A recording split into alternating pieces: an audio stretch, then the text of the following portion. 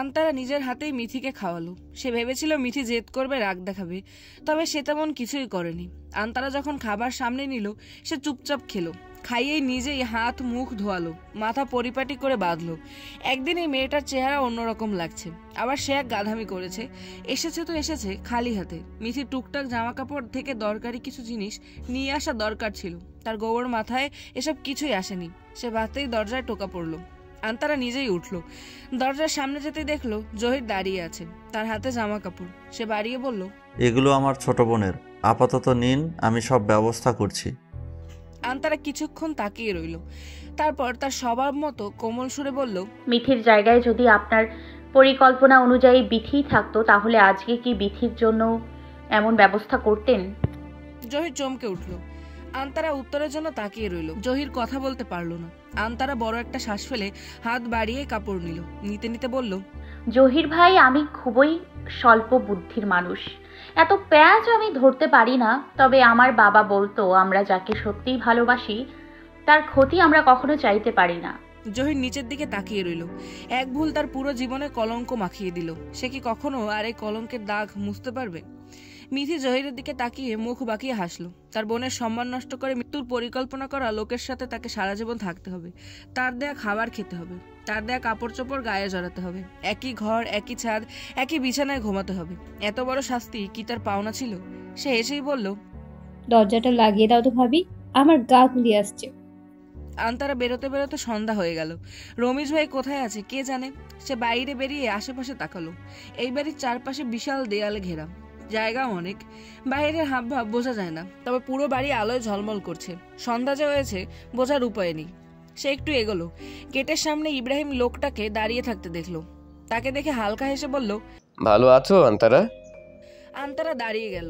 লোকটার ব্যবহার অমায়িক, তবুও কেন জানি আন্তারার ভয় হয়। আজাদ বলেছিল মানুষের চোখ কখনো মিথ্যে বলে না। সেই অন্ধকারেও সে আজাদের চোখ দেখেছিল, এক পলকে তার দিকে তাকিয়েছিল। সেই চোখ ছিল স্বচ্ছ, কোনো ভয় নেই, অপরাধবোধও নেই। আর এই লোকের চোখের দিকে তাকালেই আন্তারার কেন জানি ভয় হয়। কেন? এই যে এখন তার গলা শুকিয়ে আসছে। আন্তারা অভিনয় জানে না, অনুভূতি আড়াল করতে পারে না বলেই তার ভয় তার চোখেই ফুটে উঠল। ইব্রাহিম সেই ভয় মাখা মুখের দিকে কিছুক্ষণ তাকিয়ে রইল, তারপর হালকা হেসে বলল, সন্ধে হয়ে গেছে, চলো তোমাকে এগিয়ে দেই। আন্তারা ভয় মাখা কণ্ঠেই বলল, রমেশ ভাই কোথায়? আছে সামনেই, এসো। আন্তারা ঢোক গিলে ধীরে ধীরে এগোলো। ইব্রাহিমও তার সাথে এগোলো। এগোতে এগোতে বলল, তোমার শরীর ঠিক হয়েছে? আন্তারা হালকা করে শুধু মাথা নাড়লো। তার ভালো না লাগলে কথা বলতে ইচ্ছে করে না, কারোর সাথেই না। তোমাদের বাড়ির অবস্থা কি? ভাইজান ঠিক আছে? আন্তারা এবারও শুধু মাথা নাড়লো। ইব্রাহিম আবারও হাসলো, হেসে বলল, একটা গল্প শুনবে আন্তারা? আন্তারা কোনো ভনিতা ছাড়াই দুপাশে মাথা নাড়লো। সে শুনবে না, নেড়ে আশেপাশে তাকালো। রমেশ ভাই কই? সেদিন তোমার বাবার গল্প বলেছি, আজকে বলবো দাদির, শুনবে না? আসলে আমাকে বাড়ি যেতে হবে, নানা ভাই তাড়াতাড়ি ফিরতে বলছে। আমি তো তোমাকে ধরে রাখছি না, চলো যেতে যেতে বলি। আপনার কষ্ট করতে হবে না, শুধু রমেশ ভাইকে একটু ডেকে দিলেই হবে। ইব্রাহিম দাঁড়িয়ে গেল, তার চোয়াল শক্ত হয়েছে। আন্তার অবশ্য ফিরেও তাকায়নি, তবে ইব্রাহিমের সাথে সেও দাঁড়িয়েছে। দাঁড়ালেও তার চোখ আশেপাশে ঘুরছে। ইব্রাহিম শান্ত চোখে আন্তারের সেই চিন্তিত মুখের দিকে তাকিয়ে রইল, তারপর শান্তভাবেই বলল, ঠিক আছে, দাদির গল্প না শুনতে চাও, রূপার গল্প শোনো। আন্তারের সাথে সাথে ভ্রু কুচকালো, মনে মনে একবার নামটা আওড়ালো। কোথাও যেন এই নামটা শুনেছে। তখনই সে চমকালো, সেই বেদিনী বৃদ্ধ মহিলা। সে চমকে ইব্রাহিমের দিকে তাকালো। তাকাতেই ইব্রাহিম বলল, তুমি কি জানো আন্তারা, যে বাড়িতে তুমি থাকছো, নিজের বলে ভাবছো, যেই বাড়িতে ফিরে যাওয়ার এত তাড়া তোমার, সেই বাড়ি থেকেই তোমার দাদিকে শুধু জীবনটা বাঁচানোর জন্য রাতের আধারে পালিয়ে যেতে হয়েছিল। কেন হয়েছিল জানো? শুধু তোমার বাবা তার গর্ভে ছিল বলে। আন্তারা নিজেকে শক্ত করে বলল, আমি জানি, নানা ভাই বলেছে। তারা তো আমার দাদা দাদিকে তেমনভাবে চিনতো না, তাই ভুল বুঝেছিল। কি ভুল? তুমি তোমার নানা ভাইকে জিজ্ঞেস করনি? আন্তারা উত্তর দিতে পারলো না। সে জিজ্ঞেস করেনি। ইব্রাহিম বড় একটা শ্বাস ফেলে বলল, অথচ তুমি আমাকে ভয় পাচ্ছ, আর আমি সে ব্যক্তি যে একমাত্র তোমার দাদিকে বাঁচিয়ে নিয়েছি, আগলে রেখেছি। আমার জন্যই তোমার প্রাণপ্রিয় বাবা এই পৃথিবীর আলো দেখেছে। এটা সত্য নয়। এটাই একমাত্র সত্য আন্তারা। সেদিন তো আপনি অন্য কথা বলেছিলেন। বলতে হয়েছিল, কেননা তোমার নানা ভাই যেমন চায়নি আঞ্জুমের বাচ্চা দুনিয়াতে আসুক, তেমনি এটাও চায় না তুমি সব কিছু জানো। আমি আপনার কথা বিশ্বাস করি না। না করলে নেই, তুমি না করলেই তো সত্য বদলাবে না। তো এক কাজ করো না কেন, তুমি না হয় তোমার নানা ভাইকে জিজ্ঞেস করো, তাকে তো আবার খুব বিশ্বাস করো। আন্তারা কিছুক্ষণ নিষ্পলক তাকিয়ে রইল, তার ভেতর ফুপিয়ে উঠতে চাইছে। সে আর দাঁড়ালো না, নিজের মতোই এগোতে থাকলো। ইব্রাহিম হাসলো। তখনই ভেতর থেকে হন্তদন্ত হয়ে রমিজ বেরোলো। বেরোতে বেরোতে কঠিন চোখে ইব্রাহিমের দিকে তাকালো। ইব্রাহিম বাঁকা হেসে বলল, কষ্ট হয়নি তো রমিজ? রমিজ উত্তর দিল না। আন্তারা যেই দিকে গেছে সেই দিকে দৌড়ে গেল। আন্তারা বাড়িতে পা রাখতেই থমকে গেল। তাকে দেখেই মুর্শিদার মুখের প্রতিটা শব্দ তীব্র ফলার মতো তার হৃদয় ভেদ করে ছিন্ন ভিন্ন করে ফেলল। অলক্ষী অপায়া জন্মের সময় মাকে খাইছে, বিয়ের আগে বাপেরে, এখন খাইতেছে তার সংসার রে। তা না হইলে তার ভরা সংসার এভাবে ডুবব কেন? তাগো ডুবাইয়া হে হাওয়া লাগাইয়া ঘুরে বেড়াইতেছে। বাড়ি আসছে সন্ধ্যাবেলা। ওরে কে কোথায় আছিস? পটের বিবির পা ধোয়ার পানি আন। আন্তারা কোনো প্রতিক্রিয়া দেখালো না। শাড়ির আঁচল শক্ত করে মুঠো করে ধীরে ধীরে নিজের রুমে এলো। সে চলে এলো, মুর্শিদার বিলাপ চলতেই থাকলো। তাকে মদত দিতে লাগলো তার বাপের বাড়ির মানুষ। যেই বোন বিয়েতে আসেনি সে বিকেলে এসে হাজির। মনে কষ্ট পেয়েছে, তবে বোনের বিপদে বাসায় মুখ গুজে পড়ে থাকবে নাকি? আর সে এসেই বোনের মাথায় যা ঢালা ঢেলেছে, সেগুলোই এখন মুর্শিদা আগুন রূপে বের করছে। আন্তারা রুমে এসে চুপচাপ শুয়ে রইল। সব অল্পতেই থরথরিয়ে কাঁপা আন্তারার এই প্রথম খুব সহজেই যেন সব হজম করে ফেললো। মুর্শিদা অবশ্য এখন থেমেছে। থামতেই সে চোখ বন্ধ করলো। কতক্ষণ এভাবে ছিল কে জানে। তার ধ্যান ভাঙলো দরজার শব্দে। আন্তারা চোখ খুলল না। চোখ না খুললেও সে জানে কে এসেছে। আজাদ রুমে এসে খাটে বসলো না। সে বসলো নিচে আন্তারার পায়ের কাছে। বসে পা ছড়িয়ে বলল, আজকে বলবেন সব ঠিক করে দিন। আন্তারা চোখ খুলল না। সেও তার মতো আস্তে করে বলল, একদিন পরে এসে বুঝি তা জিজ্ঞেস করার ইচ্ছা হলো। আমার ইচ্ছে অনিচ্ছে কি কিছু যায় আসে আন্তারা? যায় না? তুমি বলো। আপনি বলুন। হুম, আজকে আমি না, তুমি বলো, আমি তোমারটা শুনতে চাই। আন্তারা চোখ খুলল। খুলে অবশ্য আজাদের দিকে তাকালো না। নিজের মতো ধীরে ধীরে উঠে বসলো। বসে জানালার দিয়ে বাইরে তাকিয়ে রইল। আপনি ভালো না খারাপ? খারাপ। আমার কাছে সত্য বলেন না মিথ্যা? খারাপ মানুষ, মিথ্যে তো বলবো। আমি শুধু একটা প্রশ্ন করব, উত্তরটা সত্য চাই। সেটা ভালো হোক খারাপ, বলবেন না? তুমি বলেছো, সেখানে দ্বিতীয় কোনো কথা নেই। আন্তারা ফিরে তাকালো। তাকাতেই চোখে পড়লো। আন্তারা অবশ্য না তাকিয়ে বুঝেছে সে ওঠা মাত্রই আজাদ তার দিকে তাকিয়েছে, আর তাকিয়ে আছে। সে আর চোখ ফেরালো না, চোখে চোখ রেখেই বলল, আমি যা দেখেছি তা সত্য না মিথ্যা? আমি বললে তুমি বিশ্বাস করবে? হ্যাঁ করব। কেন? কারণ আমার মন বলেছে। মানুষ মিথ্যা বলে, মানুষের মন কখনো মিথ্যা বলে না। আজাদ হাসলো। হেসে পকেট থেকে সিগারেট বের করে আগুন জ্বালাতে জ্বালাতে বলল, আমি যত খারাপই হই, তবে মেয়ে ঘটিত কোনো দোষ বা বদনাম আমার নেই। যা দোষ, যা বদনাম আর যা করার একজনের সাথেই করেছে, আর সেটা তুমি। আন্তারা সাথে সাথে চোখ ফিরিয়ে নিল। যতই হজম করা শিখুক, এই লোকের মতো তার ঠোঁট কাটা হওয়া সম্ভব না। সে চোখ ফিরেই বলল, আপনি কি আমার দাদির ব্যাপারে কিছু জানেন? প্রশ্ন তো একটা হওয়ার কথা ছিল। খারাপ মানুষের বউ আমি, কথার খেলাপ তো হবেই। আজাদ আবারও হাসলো। হেসে বলল, জানি। আমাকে বলবেন না। কেন? সবকিছু জানতে নেই। আন্তারা বড় একটা শ্বাস ফেললো। ফেলে বলল, মিথির সাথে কি হয়েছে? সব ঠিক হয়ে যাবে। জহির ভালো ছেলে। ভালো তো মিথির সাথে এমন করতে গিয়েছিল কেন? যে কারণে তুমি ভেতরে ভেতরে ছটফট করছো, সেই কারণে। আন্তারা অবাক হয়ে আবারও ফিরে তাকালো। আজাদ নিজের মতোই বলল, খারাপ মানুষেরা অতি সহজে অন্যের মাথা ধুলাই করতে থাকে। উনি খারাপ মানুষ? হুম, খারাপ তো আমি আন্তারা। কি বলছেন? চোরের 10 দিন, গৃহস্থের 1 দিন। 10 দিন হোক, তারপর বলবো। আন্তারা হা হয়ে তাকিয়ে রইল। তার মাথায় তো কিছুই ঢুকছে না। আজাদ সিগারেট পায়ে পিষল। তখনই সোহাগী দৌড়ে চেঁচিয়ে বলতে লাগলো, বাড়িতে পুলিশ আইছে, বড় মামি পুলিশ আইছে। সবাই দৌড়ে বেরোলো। রাফিয়া ক্লিনিকে আত্মহত্যা করেছে। তার লাশ তার কেবিনে ফ্যানের সাথে ঝুলন্ত অবস্থায় পাওয়া গেছে। মরার আগে সে চিঠি লিখে আজাদকে দায় করে গেছে। তার সাথে আজাদের নাকি দীর্ঘদিনের প্রেমের সম্পর্ক ছিল। তাকে ধোঁকা দিয়ে বিয়ে করায় সে মানতে পারেনি, তাই আত্মহত্যা করেছে। আন্তারা শুনে স্তব্ধ হয়ে গেল। আর আজাদ সবসময়ের মতোই হাসলো। গাঁও গ্রামে পুলিশ খুবই ভয়ঙ্কর ব্যাপার। শুধু যে ভয়ঙ্কর তা না, মুখরোচকও। তাই তো পুলিশের সাথে সাথে এলাকার মানুষও লিয়াফ স্যারের বাড়িতে হুমড়ি খেয়ে পড়লো। আজাদ স্বাভাবিকভাবেই উঠে দাঁড়ালো। রুম থেকে বের হবে, তখনই আন্তারা আজাদের শার্ট টেনে ধরলো। তার মুখে ভয়ে চোখের পানি গাল গড়িয়ে পড়ছে।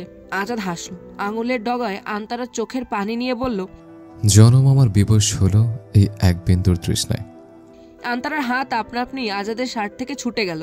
আজাদ আবারও হাসলো। বেরোতে বেরোতে বলল, আজাদের তারা বেগম আপনি। এত অল্পতে অবাক হলে চলবে? শক্ত হন মহারানী, পুরো আজাদকে সামলাতে হবে আপনার। আন্তারা স্তব্ধ হয়ে দাঁড়িয়ে রইল। আজাদ পুলিশের সাথে গেলেও নির্বিকারভাবে। সে বাড়ির কারো দিকেই তাকালো না, শুধু উঠান পেরিয়ে যাবার আগে আর একবার আন্তারার দিকে তাকালো। আন্তারার বিস্ময় এখনো কাটেনি। তার চোখের সামনে ভাসতে লাগলো টুকরো টুকরো কয়েকটা কাগজ। স্কুল থেকে বাসায় ফিরলেই সে ব্যাগের উপরের পকেটে পেত। কোথা থেকে আসতো কে জানে। সেখানে লেখা থাকতো এইরকম এক একটা লাইন। বেশিরভাগের অর্থই তার মাথার উপর দিয়ে যেত। সে চোখে মুখে বিস্ময় নিয়েই দাঁড়িয়ে রইল। তার ধ্যান ভাঙল মুর্শিদার চিৎকারে। মুর্শিদার যা মুখে আসছে আন্তারাকে তাই বলছে। এখন সব দোষ আন্তারার। সে অলক্ষী, অপয়া, আরও কত কিছু। তার সংসার তো শেষ করছেই, এখন ছেলেকে ধরেছে। আসাদ তার মাকে টেনে ভেতরে নিতে চাইল। শবনম আড়াল করল আন্তারাকে। তার চোখে পানি।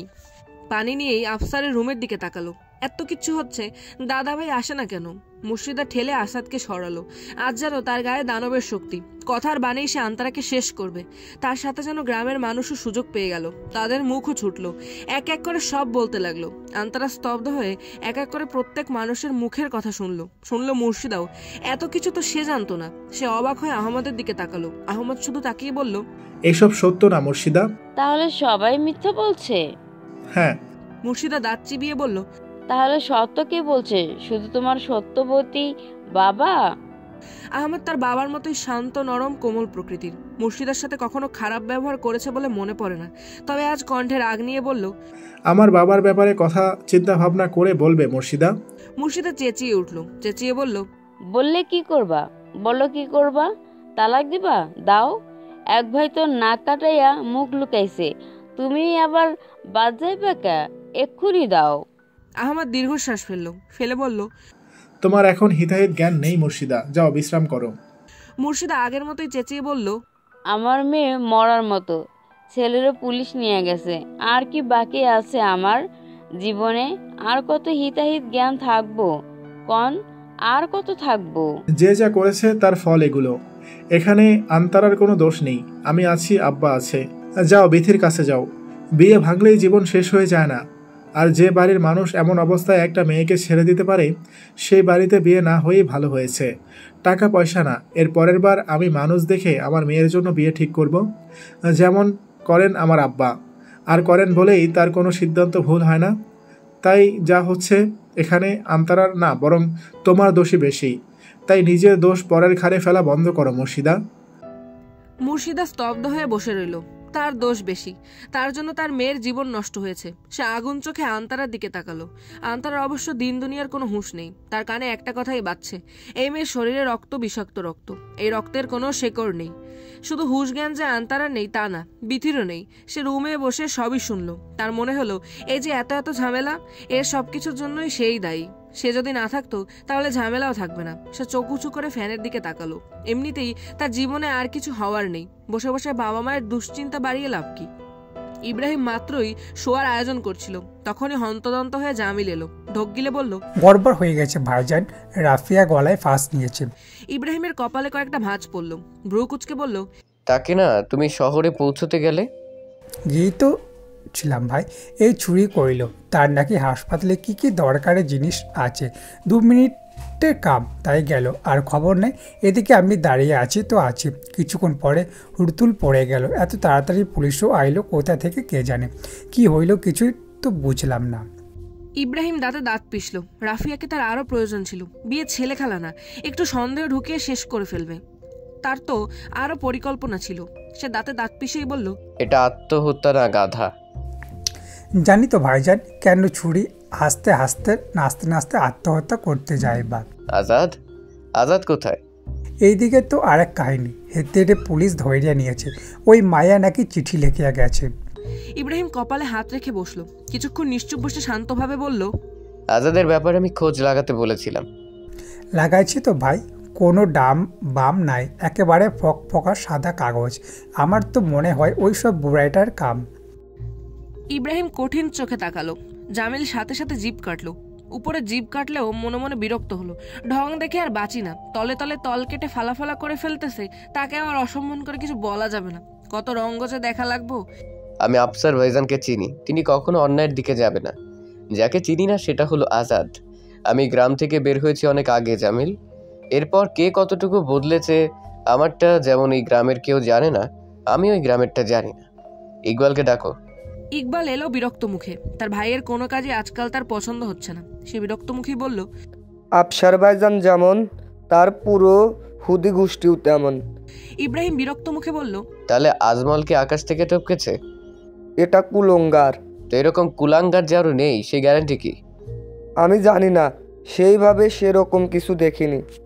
ইব্রাহিমের ইচ্ছে করলো ইকবালকে ঠাঁটিয়ে একটা দিতে। সে তার রাগ দমাতে চোখ বন্ধ করে কিছুক্ষণ বসলো, বড় একটা শ্বাস ফেলে বলল, মানুষ মানুষই হয় ইকবাল। তাদের দোষ থাকবে, ভুল থাকবে, থাকবে ত্রুটিও। আর যার কিছুই থাকবে না, মানুষের পক্ষে কখনো ফেরেশতা হওয়া সম্ভব না। তবে শয়তান, সেটা সে অনায়াসই হতে পারে। আর একমাত্র শয়তানদেরই ডান বাম থাকে না। সবাই তাদের দেখে একেবারে ফকফকা। আসলে এটা কেউ দেখেই না, সবাইকে এমনটা দেখানো হয়। জামিল, জি ভাইজান।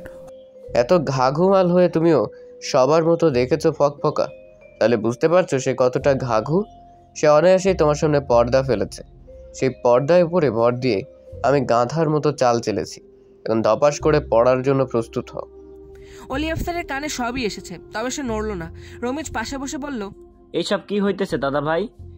অলি আফসারের দৃষ্টি ছিল বাইরে। সে চোখ ফিরিয়ে বলল, পাপ করতে করতে মানুষ ভুলে যায় সে খুবই সাধারণ মানুষ, তার ক্ষমতা খুবই নগণ্য। তখন ওপরওয়ালা তাকে আবারও বোঝাতে সব ব্যবস্থা করেন। সেই ব্যবস্থা হয় ঝড়ের তাণ্ডবের মতন, সব কিছু লণ্ডভণ্ড করে একেবারে শান্তি হয়। এই সেই লণ্ডভণ্ড চলছে রমিজ। ইব্রাহিম ভাইয়ের লোক আমাকে আটকে রেখেছিল। আফসার হালকা হাসলো, হেসে বলল, আলমারিতে আমার কাঠের বাক্সটা আনো। রমিজ উঠে গিয়ে আনলো। এই রুমের প্রতিটি কোণা তার পরিচিত। ছোট থেকে বড়ই হলো এই রুমে ঘুরতে ঘুরতে। সে এনে আফসারের সামনে রাখলো। আফসার কাঠের বাক্স থেকে দুটো কাগজ বের করলো, করে রমিজের দিকে বাড়িয়ে দিল। রমিজ নিল স্বাভাবিকভাবে। অলি আফসার তার সব কাজে তাকে দিয়েই করায়, তাই ভাবলো হয়তো কিছু করতে হবে। সে নিয়েই ভাঁজ খুললো। খুলতে কিছুক্ষণ তাকিয়ে রইল, তারপর আস্তে করে ঢোক গিল। দুটো চিঠি, একই ব্যক্তির, একই হাতের লেখা, তবে বক্তব্য ভিন্ন। চিঠিটা ছোট ভাবির বাবার। এই দুটো চিঠির একটা সে নিজেই খায়রুল চাচের ভাইয়ের কাছ থেকে এনেছে, বাকিটা পাইক পেয়াদা ছাড়া আর রাজা হওয়া যায় না। আমার রাজাদের পেয়াদা কে? রমিজ উত্তর দিল না। আফসার আবারও হাসলো, হেসে বলল, আজকাল ঠিকঠাক চোখে দেখি না রে রমিজ, দ্বিতীয় চিঠিটা খুলে পড়তো। রমিজ আবারও ঢোক গিলল, গিলে জড়তা নিয়ে অস্ফুটভাবে পড়তে শুরু করলো। শ্রদ্ধেয় আলী আফসার, আপনাকে আমি কি বলে সম্বোধন করব জানি না। সেভাবে তো সম্বোধন করার কখনো সুযোগও পাইনি। অবশ্য সেই সুযোগ আমি নিজেই দেইনি। তবে আমি এইটুকু জানি, আপনি আমার মাথার উপরে বটগাছের মতো, যে এই বটগাছ আমি চাই আর না চাই, আমার যে কোনো প্রয়োজনে আপনি অবশ্যই আপনার স্নেহের হাত আমার মাথায় রাখবেন। যে হাত আমি একদিন নিজের ইচ্ছায় ছেড়ে দিয়ে এসেছিলাম, এখন আমার সেই হাতটুকু আমার প্রয়োজন। নিজের জন্য না, আমার মেয়ের জন্য। আমার মেয়ের বড়ই বিপদ। আমি জানি না তার উদ্দেশ্য কি, তবে আমার মেয়ের পিছনে তারা পড়েছে, আমাকে মরণবেধি পেয়েছে। অবস্থা খুবই সংকটপূর্ণ। আমি ছাড়া আর আমার মেয়ের এই দুনিয়ায় কেউ নেই। তাই আপনার শরণাপন্ন হওয়া, কিন্তু ওই যে বলে না, শিয়ালের মুখ থেকে বাঁচানোর জন্য বাঘের গুহায় লুকানো, আপনার শরণাপন্ন হওয়া আমার কাছে সেই রকম। তবে আমি উপায়হীন। তাই আপনার অবগতির জন্য ছোট্ট একটা গল্প বলছি, যে এই গল্পের অংশ তো আপনি, তবে সত্যটা আপনি জানেন না। আমার মা আঞ্জুমারা ওরফে রূপা তালুকদার, তার স্বামী কবির তালুকদার, যার সাথে আপনার পরিচয় হয়েছিল যুদ্ধের ময়দানে। সে যুদ্ধের সময় কবির তালুকদার আশ্রয় হিসেবে আপনাদের তাদের বাড়িতে এনেছিলেন।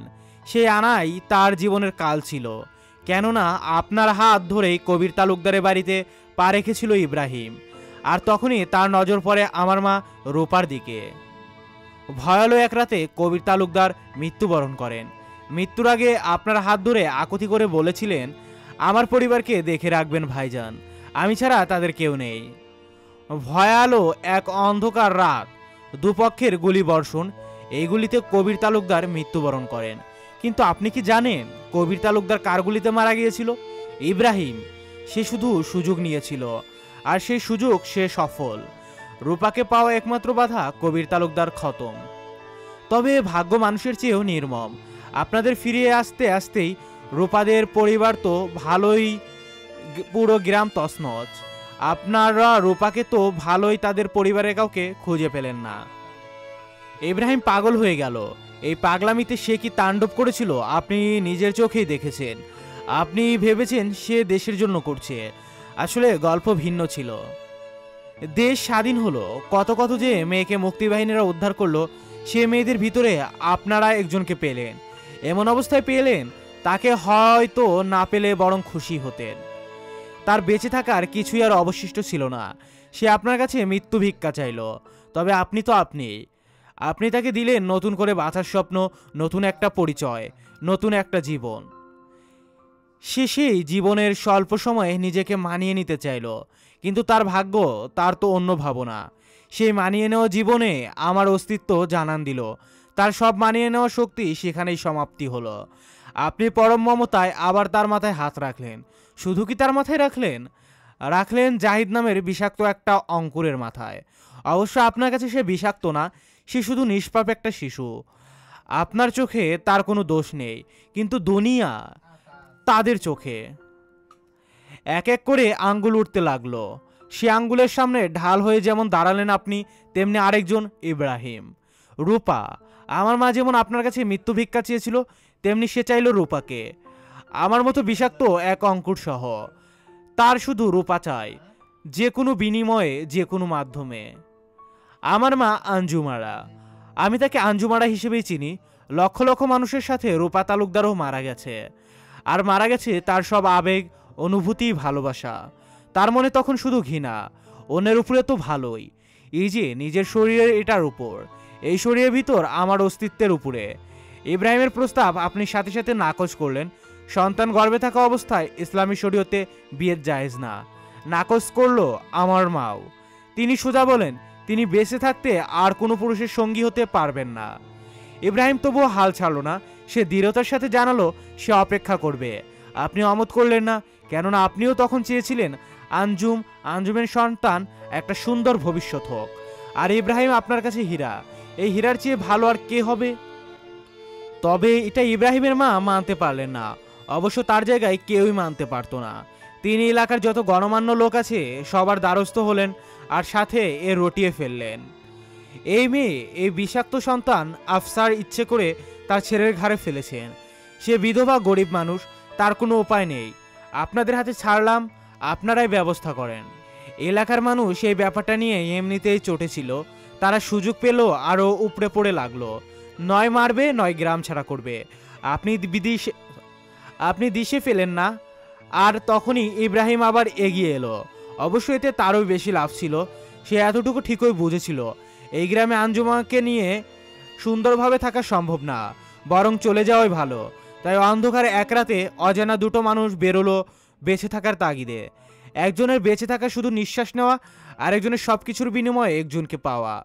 তবে আসল আঞ্জুমকে তো ইব্রাহিম দেখেইনি। সে দেখেছিল শুধু আঞ্জুমের রূপ। আঞ্জুম ছিল একরোখা জেদি। সে একবার যেটা মুখ দিয়ে না করবে সেটা নাই, এরপরে আর কোনো শব্দ নাই।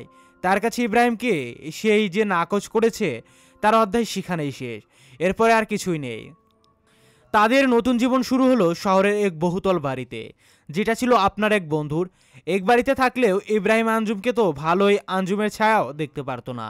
তার ধৈর্যের বাঁধ ভাঙছিল, আর সব দোষ পড়েছিল ওই যে দোষী বিষাক্ত অঙ্কুর। সে যদি না থাকতো তো ইব্রাহিমের ধারণা এতদিন আঞ্জুম সব ভুলতে পারতো, তার অনুভূতি বুঝতে পারতো। অবশ্যই সেটা আর এখন অঙ্কুরও নেইও। সেটা তো তখন ধীরে ধীরে চারা গাছ হয়, বড় অনাদার, বড় অবহেলায়। এক কাকডাকা ভোরে মায়াহীন শহরের ছোট্ট এক রুমে পৃথিবী কোমল আলোতে গা ভাসালো ছোট্ট একটা প্রাণ, যে প্রাণের কোনো নাম নেই, বংশ নেই, রক্তের পরিচয় নেই, শুধু ছিল মা। যে মা তার দিকে একবারের জন্য ফিরেও তাকায়নি। এই মায়াহীন শহরে যেমন ধুলাবালি গড়াগড়ি খায়, জাহিদ নামের সেই ছোট্ট ছেলেটিও গড়াগড়ি খেতে লাগলো।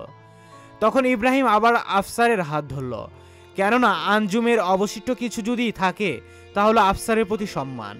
আর কেউ যদি আঞ্জুমকে গলাতে পারে তা হলো আফসার আঞ্জুমের সামনে আবারও প্রস্তাব রাখলো। আঞ্জুম আগের মতোই সোজা একটা শব্দ বলল, সেটা না। আর এই যে না কখনো হ্যাঁ হবে না, আফসার ঠিক বুঝলো। বুঝলো বলেই সে ইব্রাহিমকে সব ভুলে এগুলো বলল। আপনার জানা গল্প এখানেই শেষ? এরপর কি? আপনার মনে হয় তো এটাও আসতে পারে আমি এত কিছু কিভাবে জানলাম।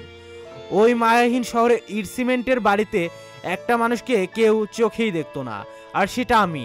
ওই যে বলে না দেয়ালের কান থাকে, ইব্রাহিমের ক্ষেত্রে সেই কান হয়ে গিয়েছিলাম আমি। তবে বোঝার মতো বয়স তখন আমার ছিল না, তবে এইটুকু বুঝেছিলাম আমার মায়ের বিপদ, বড়ই বিপদ। কেন এবার ইব্রাহিম অনুমতি চাইবে না, বাধ্য করবে? আমার মা, সে আমাকে আদর না করুক, বুকে টেনে না নিক, মা তো মায়। সে মা স্নেহের পরিচয় দিল কিভাবে জানেন? তার জীবন দিয়ে। আমি আমার মা পর্যন্ত পৌঁছাতে পারিনি। ছোট মানুষ এত প্যাঁচ বুঝি কোথায়? বুঝি না বলেই ধরা খেলাম।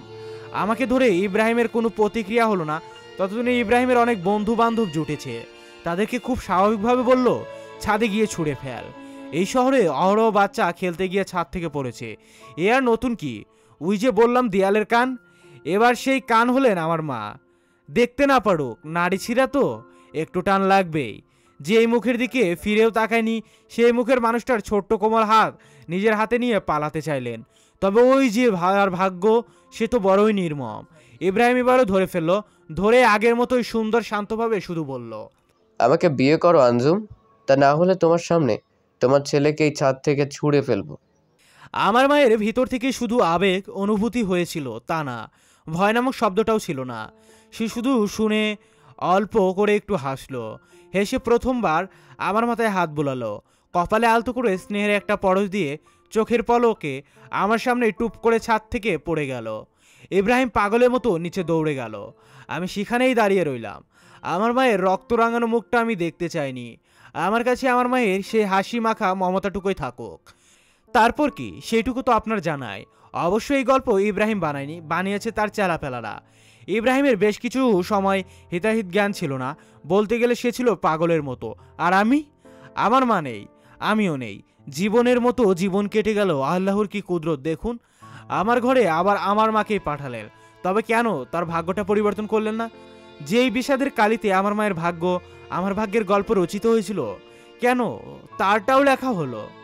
আমি যতদিন বেঁচে ছিলাম আমার বিষাদ বৃক্ষের কালো ছায়া তার উপরে পড়তে দেয়নি, কিন্তু আপনার ছায়ায় গেলেই তা পড়বে, ভালোভাবেই পড়বে। যে গ্রামের মানুষ আমার মাকে আমাকে গ্রহণ করেনি, আমি জানি তাকেও ভালোভাবায় গ্রহণ করবে না। আর ইব্রাহিম, সে হচ্ছে এই বিষাদ বৃক্ষের উপর গনগনে লাল সূর্য। আমি জানি সময়ের চাকা ঘুরে, সম্পর্ক ঘুরে গেছে, তবে মানুষ কিন্তু ঘুরে না, না ঘুরে না তার পাওয়া জিনিসের প্রতি আকর্ষণ। ওই যে বললাম উপায়হীন, আমার সামনে আর কোনো রাস্তা নেই। তাই এখন আমার মেয়ের দায়িত্ব আপনার উপরে ছাড়লাম।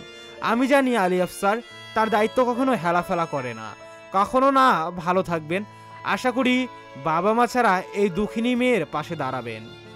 ইতি এক হতভাগ্য পিতা জাহিদ। আফসার এক ধ্যানে অনেকক্ষণ বাইরে তাকিয়ে রইল, তার চোখে পানি। সে ফেরানোর কোনো চেষ্টা করলো না। যখন থেকে এই চিঠি হাতে পেয়েছে, কি যন্ত্রণা! সে সেই পানি নিয়ে শান্তভাবে বলল, যদি এই চিঠিটা আমার হাতে পড়তো, আমি এক ভুল কখনো দ্বিতীয়বার করতাম না। আঞ্জুমানকে এনেছিলাম, আন্তারাকে এই গ্রামে কখনো আনতাম না।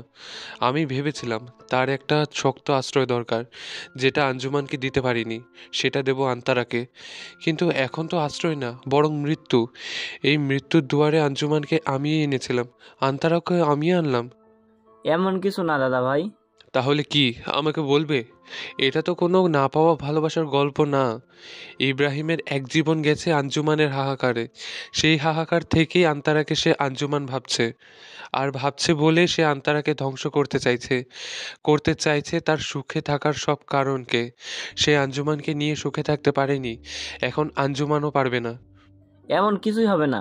কেন? রমেশ কথা বলল না, তার দৃষ্টি নিচের দিকে।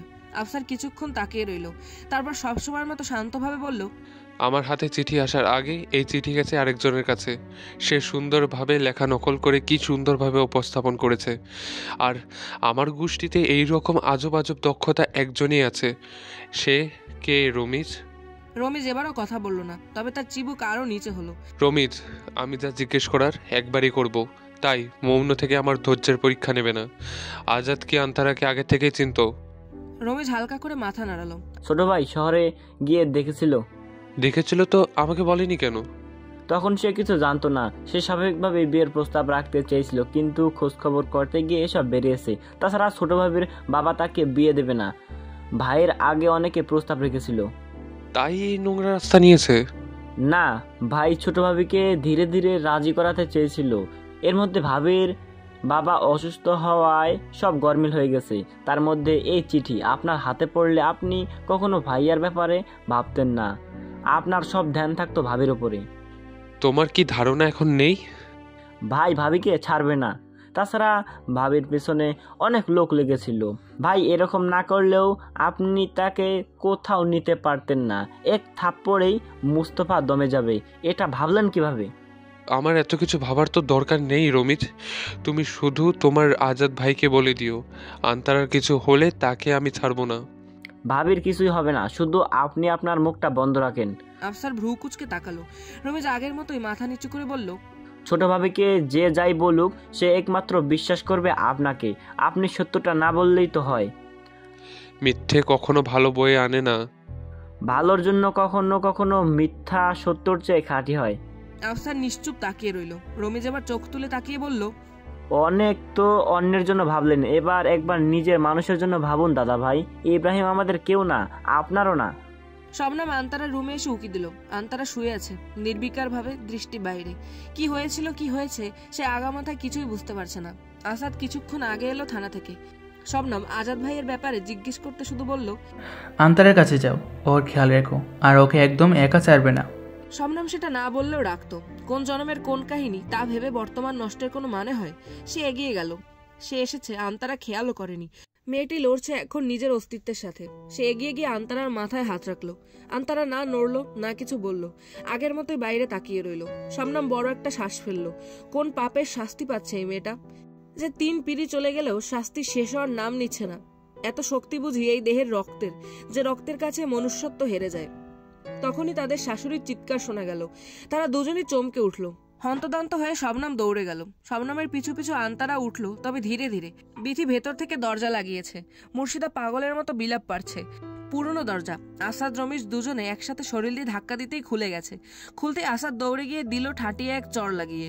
বাড়ির সবার নাটক দেখতে দেখতে সে ক্লান্ত। বিথি টু শব্দও করলো না। মুর্শিদা দৌড়ে গিয়ে মেয়েকে জড়িয়ে ধরলো। মুর্শিদার শরীর থরথর করে কাঁপছে। তার এত আদরের মেয়ে, আর একটু দেরি হলে কি হতো? ভাগ্যিস বাড়ি ভরা মানুষ। দরজা লাগাতেই চোখে পড়েছে